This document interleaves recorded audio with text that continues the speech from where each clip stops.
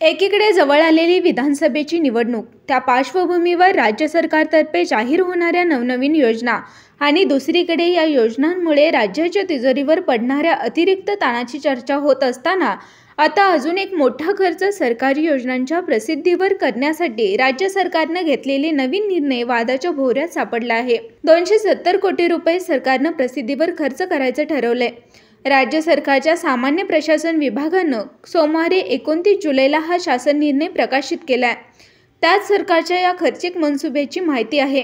मार्च 2025 पर्यंत माध्यम आराखड्याचा हा खर्च प्रस्तावित आहे असं जरी म्हटलं असलं तरी कोणत्याही सरकारची अपेक्षा निवडणूक आचारसंहितेपूर्वी अधिक प्रचार व्हावा ही असेलच।